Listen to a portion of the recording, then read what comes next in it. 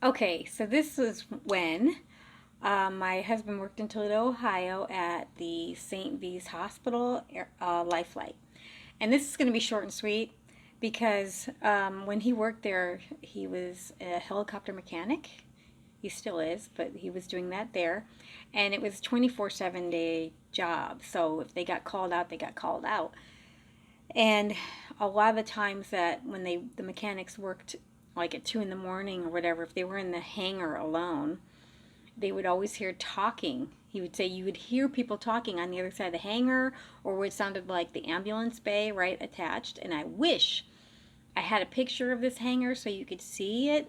It could fit probably, if I remember right, 3 helicopters in a row in there, and then attached through a door is the ambulance bay. But you would hear them in the hangar. Like you couldn't hear what they were saying, and I've had that happen. So it's like mumbling like a radio or a television, but you can't hear the words. But you can definitely hear conversation, different people.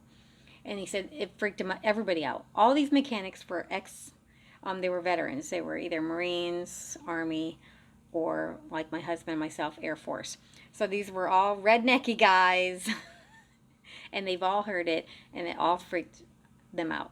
So somewhere around along that time, he worked there about 14, 15 years. So around the time we were getting ready to move and go to Utah, I decided, you know what, I want to come in and see if I can pick anything up.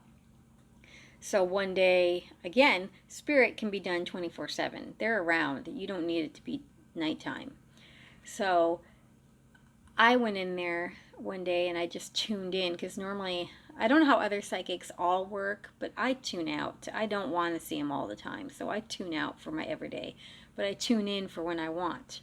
Sometimes they pop in anyway, but those really have a message to pop in anyway. But I tuned in and I walked in and I immediately saw, in my mind's eye, a man, and he went up the stairs because they had this one little platform area where they kept all the supplies because it was for medical and things and stuff like that on the upper, and you could look over.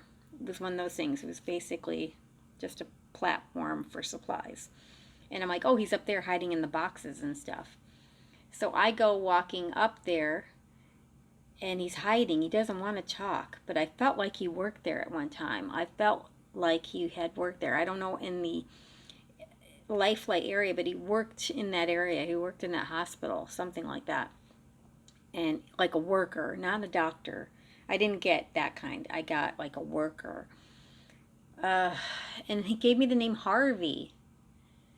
And I was like, that's all I could get from him. But he didn't want me. He didn't really want to talk. They tend to hide behind things and walk away or hide when they don't want to talk. But he was very shy and everything. I never picked up anybody else. I could never get anything other than Harvey.